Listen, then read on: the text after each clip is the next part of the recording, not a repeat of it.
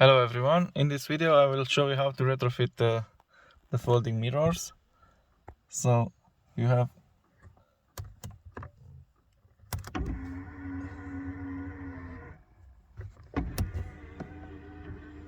have this button here with the folding capability, and it folds like this. What you need to replace is obviously this button, the computers from the doors, but actually you don't need to replace them. You just need to you don't need to replace them, just to add some integrated circuit, and also you need to add some wires. And also, in my case, these mirrors are from a Skoda Superb, so the base from the Skoda Superb mounting point is different, so this plastic sail piece is different than on a Golf 4. So so this means you have to replace the base itself with the Golf one, and I will show you also how to do this. So I will show you how I added this integrated circuit on the board of the door computer. The benefit of the Skoda Superb folding doors are they also have this puddle lights, so that's easy to do. You just need to take the two wires which are from the illumination and wire them to the two wires from the puddle lights, and that's really easy. Okay, how you do this? I will take out this plug, and after insert the tool in here, and you just pry it and lift this up. But I usually take off the mirror first, but let's try without that. Should work without taking the mirror off. My recommendation is to do this if you can while the mirror is on the car, because it's easier to do, because you don't have to hold the mirror. You just pull on it. So you insert this at an angle like so, until you feel a resistance. You pry and you just pop it off like so. You see what you're doing? You're prying back this clip, metallic clip, which catches in this one here, and also there is a small clip here which catches in this one. Don't force it, because you risk to damage these two tabs here, and then the mirror might wiggle or not be so secure. Now, next part is to pry off the mirror.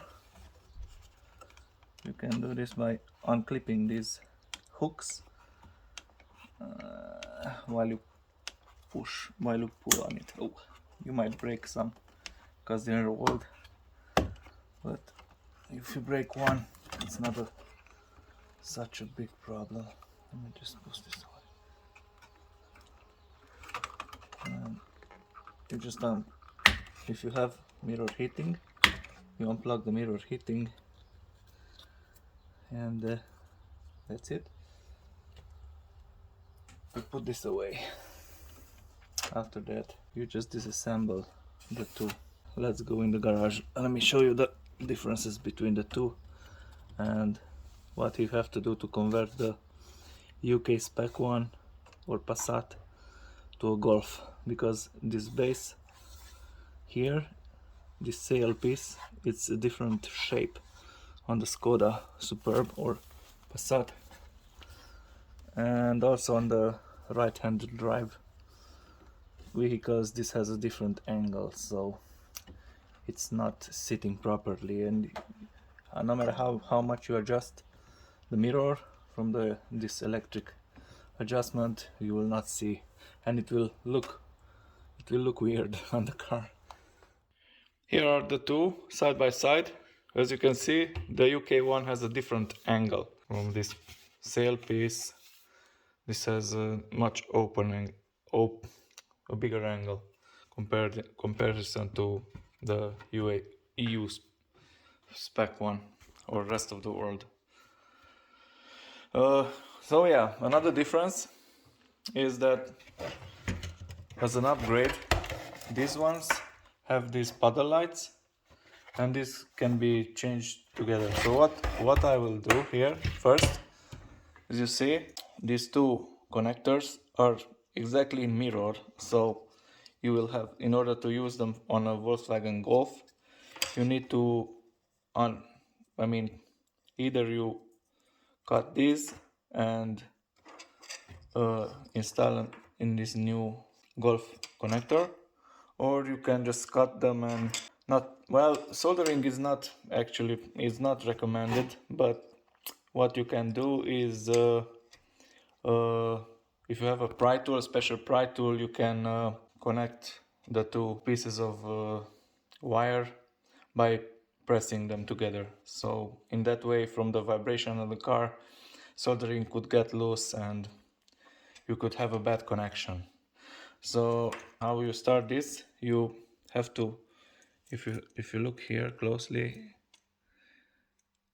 you have to unclip this part here and also the bottom one, and here you will see the pins, but this is just one part of the pin. You actually have to use a pin extractor tool, and you insert it here and you extract every pin one by one. The pin, the color coding is the same for the adjustment, so you use, if you see here, I already took one pin out, because you need to make a connection, a bridge between pin number 2 and number 8. Number 2 is the ground connection for the folding motor in the mirror.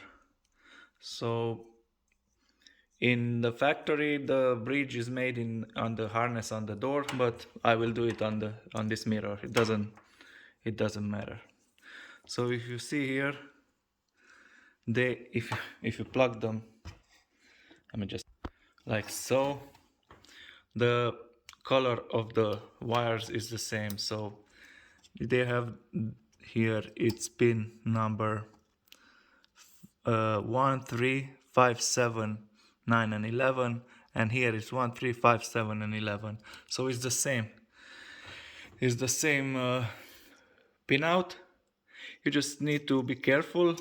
I will extract one by one and insert it in the new connector. So purple goes into purple, white, and on the other side the same continues. The other two remaining wires are 1 and 3, which you will put it in the same 1 and 3, and I will not use the memory function of the mirror, which are these pins, which are 10, 12, 9 and 11. So these pins I will just put them aside, and in the time I will have probably in the future some seats with memory function. These will need to be hooked up to those to the ECU under the seats. So for now I will not use these ones. Okay, now what you have to do to swap the two. So you will keep the base from the Golf, and this extension together with the folding motor you will use from the donor car, which in this case is a Skoda Superb. So how will I approach this? I will try to reuse these two locking rings. So these locking rings are pressed on this shaft, and because of their construction, these lock in place. And the only way to take them off is to destroy them, which I don't want, or pry these tabs, 2 or 3 tabs, and then this comes off. And they will be a little bent, but you can hammer them back in shape, hopefully, and you can press them back. So we'll use this base and this arm here. I will do the unpinning first. I mean, I can just cut them because I will use the new plug anyway. You have to take out, let me just take this off. You have to take this foam here off because it's no use anyway. Okay, like so. These two plastic parts are detachable one from one another, like so. Doesn't matter if you break them because I will not use them for the new car. And these are the, oh, sorry, like so. But if you plan to use them, then be careful. I mean, why would you? So there are these 3 tabs which engage into this half. And after this, you just unclip these 2 and this one too. So there are 3.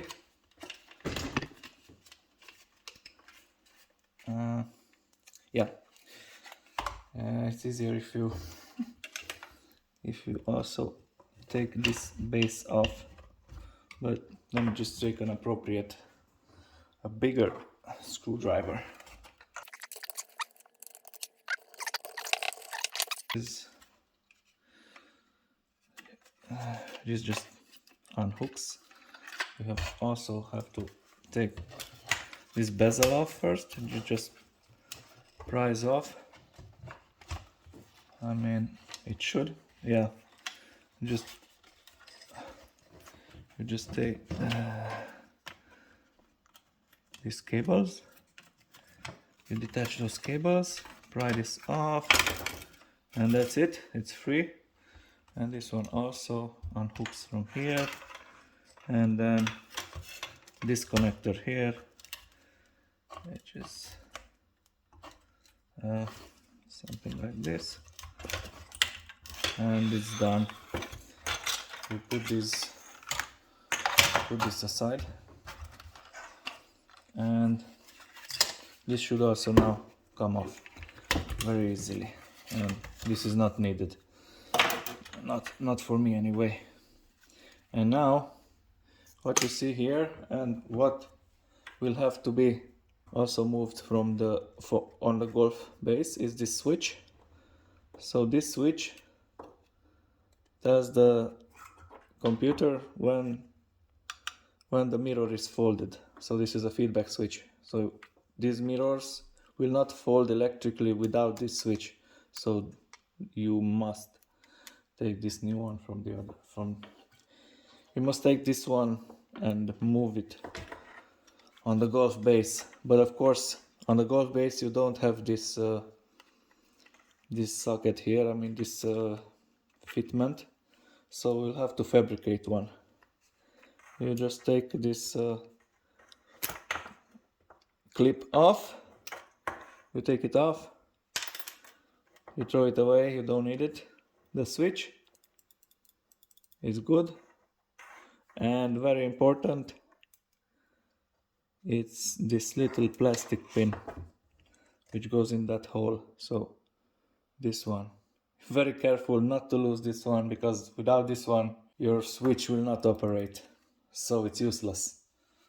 You put this away in a safe place until you will need it further. Okay, so now I will take some protective glasses and start prying on this clip here and take apart this mirror. Wish me luck. Right, as you see, I already pried up one tab, so just insert this here and pry it up so it doesn't push against the shaft. And you do this to the second one and third one, or maybe just the second one, and this should pop off. Second one, it's already, you can see it's pried off. Now the third one, and it's off. Now you can separate the base. First you have to root out the cable and then you can separate the base. As you can see, here was the hole where the switch was, and then this metallic base, which you have to put back exactly as you took it apart on the Golf one. Okay, I will cut the cables. So in order to reuse this plug, you will have to insert here. Let me just turn on the light, like so. So you see the pins, and you use this tool, which is from eBay, but you can find them anywhere. And you see every pin has a small hole in the right and the left of it, of the pin. So you just, let me just take, first you have to take off this cap, which is a double locking mechanism, because these plastic tabs here hold the pins in place, just a double safety measure in case the pin is somehow get loose. So let me just push this one back like so, and on the other side like so, and it's already out, you see. And repeat this process for all the pins you need, and it's out. And here you see, let me just put this closer, there are two tabs. So what you're trying to do when you take them out, align these small tabs with the body of the pin so it doesn't engage in this socket. And yeah, that's it. It's the same applies to this one, except on this one you disengage this double safety feature here, and to take off a pin you insert this tool here at the side of the pin, so on this side. So you push this one like so, sorry, and maybe not every time it will work for the first time, but oh yeah, I was working on the wrong place, but I just need to unclip this tab. Okay, good. Let me try again. Good, should be okay, I guess. Yep, that's it. It's the same process on this one too. I will also take out the pins from this socket here, because this connector, because I will use a different type of socket, of plug, which I can engage. I mean, I can fit in the original mounting point on the Volkswagen Golf. So this one, I don't know how it's exactly put on the Skoda, but I will not use this one. I will take out the pins and use a different type of connector. Okay, I cut off this one. I marked these for the puddle lights separately to know which ones are. This one is pin 2, which will be joined together with pin number 8, which is purple and gray. I took this apart because I want to take out the switch. like so, because in the end this will be put in lastly. I will wrap this when I will join together the base and the mirror itself. So I will put this aside, and now you take this apart. You just lift it up like so and pull out the cable and throw this away, because you don't need this one. I mean, I don't need it. And here you retain this one. This will fall out most probably, like so. So this how this works. This actually is stationary when it's folding, so it sits like this, and when it starts folding, this moves in here, as you can see on these marks here, until it's completely open, and then it forces this ring to move. And what happens, you see here, it raises on these 3 domes here, and here are 3 grooves, and this engages the switch. So this ring just slightly comes off the switch, and then it stops, because it knows it's at the end of the travel. So that's how it knows the position. And when it goes back, this tab here, as you see, will stop here, and then the torque of the electric engine will try to spin this furthermore, lifting it up again, and then it knows it's on the other side of the travel. Here on the top part, it's very important to retain this ring, this steel ring, this plastic shim, and the spring, of course. This is also very important. You see it has a groove, a cutting, where this engages in this metallic tab here, like so. Very important. You see here, these 2 cutting match perfectly with these 2, so you cannot insert this only in one way, then it sits flush. And actually you can see the pin, this pin here, you see this pin, this is a spring loaded pin, which when it goes, the mirror goes back, it engages in these catches here, and then the torque of the electric motor will try to spin also this. So this is how this engages the switch. Using the same process, I separated also this base,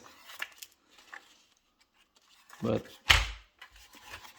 I have to take out this foam here, this small plastic tab, like so. Okay, I unpin these, but you know, not really have to, and just root out the cable in here and pull it out. Also, you have to take this plastic sail off. You just pry these small plastic tabs from the metallic base with the, like so. Now the bases, the 2 bases are off, and what I will try to do here, and hopefully succeed, is to replicate this hole here in here somewhere, pretty close to this original position, so then I can install the switch in this base. But here I don't have this this retaining metallic slot, so I will glue it in place with metallic glue and with some bracket, fabricated bracket, for added stability. How I will do this? I will measure straight across here with a caliper the distance between this edge of this supporting arm and this hole, and I will measure it exactly the same here, mark it probably around here somewhere, I guess, and drill a 2.5 millimeter hole, and then with a 6 millimeter drill I will also make a small edge like you see here on the original one. So just to imagine the switch, so this switch will go in here like so, something like that. It will be put in place, and then this pin will come through here and actuate this switch. As I mentioned, this little ring is slightly bent from the removal process, but you can fix this by hammering it back like so. So put it here and just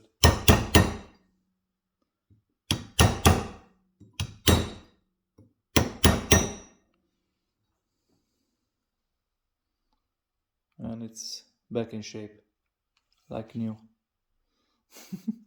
Okay, I marked slightly approximately, it's not a rocket science, but I measured it with a caliper. Actually I reset it, so it was like 15 millimeters from the center of the hole through here, and I put the switch roughly where I want to put it and marked the distance from this edge to where this button pushes, and I marked it down, and now I will attempt to drill it. And that's it. Like so. And here it comes out. Like so.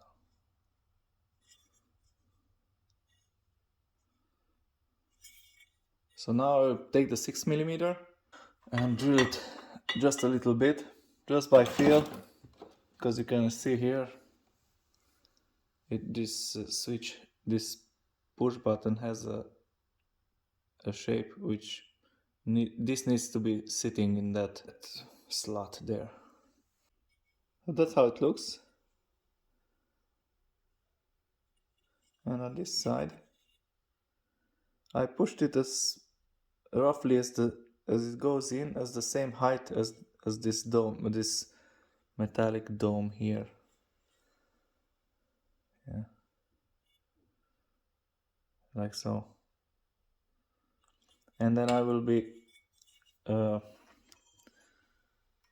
gluing this switch here, just as this push pin touches this one here. So, and then you push this one here and this switching action happens.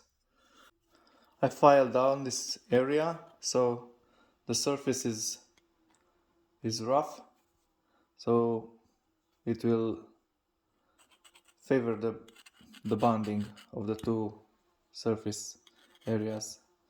So I will be using a Coke bottle to fabricate some sort of bracket around the switch, and then glue it also here, so then it offers some extra stability on the switch, so it doesn't fall off in time. Okay, I finished with the switch. I glued it in place. I used this resin epoxy metal to do dual component to bond this switch to the casing, and I also manufactured this bracket to enforce slightly the strength of the bond, but it's like rock solid. I think it will pass the test of time. So as you can see, the switch it barely touches. I mean, let me just focus here, like so, and I'm pressing on it, and you can see it's working. Okay, now I will proceed with putting back together all the pieces. So we slide on this plastic covering like so. This snaps in place, and that's it. You don't put yet the cables. You need to assemble the arm, so you have to have the ring, which is not here. Oh, let me search it. Okay, I found it. Okay, I greased this part here and this also, the ring. So you put the ring on, right? And now you can actually hear it click. So as I pressing, as the whole assembly is put together, now it's pressed, and as it turns, it rises on these metallic domes, and then it depresses. So that's how it works. So at least sound wise, the sound check is good. It's like that. So these two notches go on these two, here and here.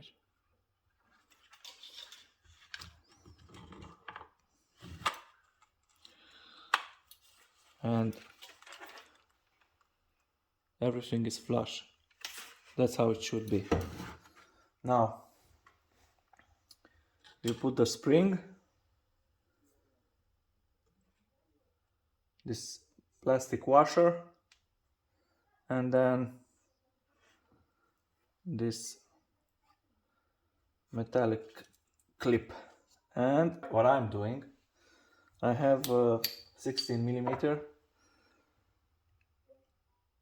key, and I will press this as hard as I can, because I don't have a press, and I was too lazy to buy a press to do this job, but I did it in the past like so, and it was fine. Okay, so I will take a wood bench to not damage this part, so because you need to press it against something, and then I will press it very hard, and everything should be back together. Okay, so I managed finally to do it, but I didn't do it manually. I made a sandwich like this, and I pressed it in my workbench vise together. Just make sure you put here a cloth so you don't damage this part.